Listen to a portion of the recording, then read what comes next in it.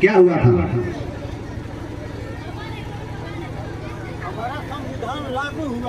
संविधान लागू हुआ था। साथियों, इस देश में बताया जाता है कि 15 अगस्त 1947 को हम आजाद हो गए। यही बताया जाता है ना, पर हम 15 अगस्त 1947 को आजाद नहीं हुए। अब क्यों नहीं हुए?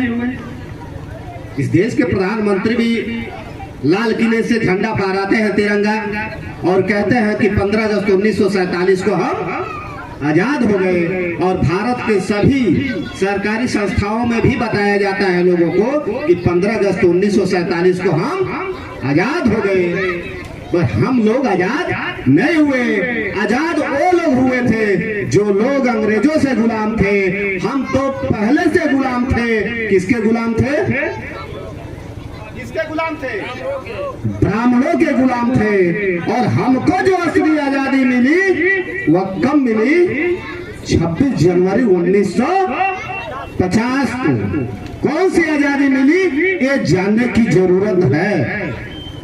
26 जनवरी 1950 से पहले 26 जनवरी 1950 से पहले यानी 25 जनवरी 1950 तक इस देश में यही चलता था।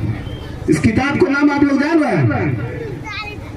जब भारतीय संविधान बाबा साहब डॉक्टर अंबेडकर का नहीं लागू था तो 25 जनवरी तक ये लागू था। और 26 जनवरी 1950 को ये आपके बाबा साहब डॉक्टर अंबेडकर का दिया हुआ संविधान लागू हुआ। और इसी संविधान के आर्टिकल 19 में बाबा साहब डॉक्टर अंबेडकर ने एक अधिकार दिया। उस अधिकार का नाम है मौलिक अधिकार। और उस मौलिक अधिकार के जो बाबा साहब डॉक्टर अंबेडकर हम भारत के मूल निवासियों को दिया, उसी मौलिक अधिकार के वजह से, इस अधिकार से, इस संविधान के वजह से आज मैं कुशवाहा का लड़का होकर इस मंच पे माइक से बोल रहा हूं और आप लोग भारत के मूल निवासी जो कुर्सी पर बैठ के सुन रहे हैं। अगर जो ये मौलिक अधिकार न होता, बाबा साहब डॉक्टर अंबेडकर का संविधान न होता, तो मनुष्य मृत्यु जो लागू थी, इस मनुष्य मृत्यु में लिखा हुआ है स्त्री शूद्रो नाध्यताम, स्त्री और शूद्र को शिक्षा नहीं देना चाहिए। अगर जो लोग कुर्सी पर बैठ जाते हैं तो इनको चूतर काट लेना चाहिए। अगर जो ऐसे हमारे ब्राह्मणों के बीच में अगर जो बैठ जाते हैं तो इस मनुष्य स्मृति में लिखा है कि कहीं हवा खुल जाता है तो उसको गुदा काट लेना चाहिए। ब्राह्मण से कभी ये बात कर लेते हैं तो उनको जीभ काट लेनी चाहिए। कहीं मंत्र का उच्चारण करते हुए अगर जो कोई सुन लेता है शूद्र तो उसके कान में शीशा पिघला के डाल देना चाहिए। फिर ब्राह्मणों ने मनुष्य स्मृति में लिखा कि अगर शूद्र कहीं धन रख लेता है, जो भारत के मूल निवासी, शूद्र के मतलब ही जान लीजिएगा 80-90% लोगों को जानकारी नहीं है शूद्र किसे कहा जाता है। शूद्र के मतलब सिर्फ पिछड़ी जाति। पिछड़ी जाति आप लोग समझ रहे हैं ना? कुशवाहा जी लोग, यादव जी लोग, कुर्मी जी लोग, चमार धोबी पासी शूद्र नहीं है, ये अछूत है। तो जितना ब्राह्मणों ने लिखा वो मनुस्मृति में किसके लिए लिखा? ओबीसी के लिए, पिछड़ी जातियों के लिए, जिनकी संख्या भारत में 52% है, उनके लिए लिखा। क्या क्या लिखा? कि धन रखने के लिए अधिकार नहीं दिया, कुर्सी पर बैठने का अधिकार नहीं दिया, हमारे बेटी बहनों को शुद्ध कपड़ा पहनने का अधिकार नहीं दिया, गहना पहनने का अधिकार नहीं दिया।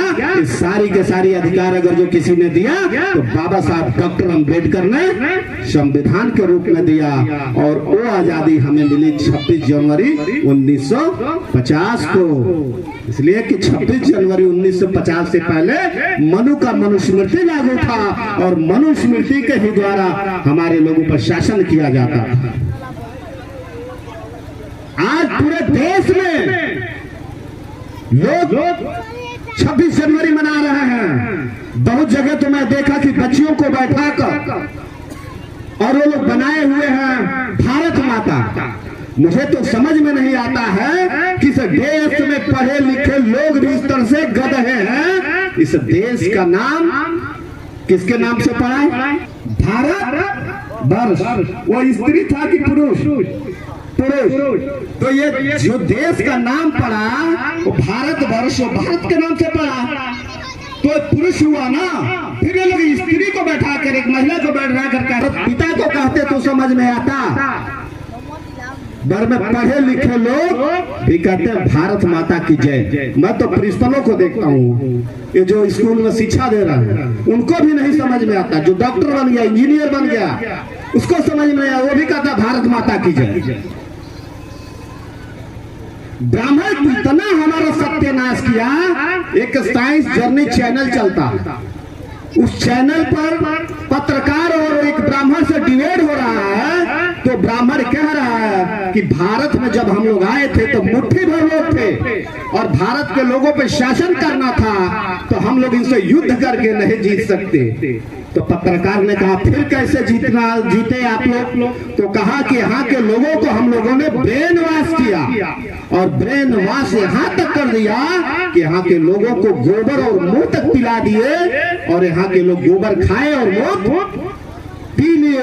यहाँ के लोगों को ये नहीं समझ में आता है कि गोबर क्या होता है। क्या होता है? हमारे यहाँ गोबर क्या किया जाता है? आप लोग गोबर, गाय भैंस गोबर करती है तो आप लोग क्या करते हैं? खेत में डालते हैं।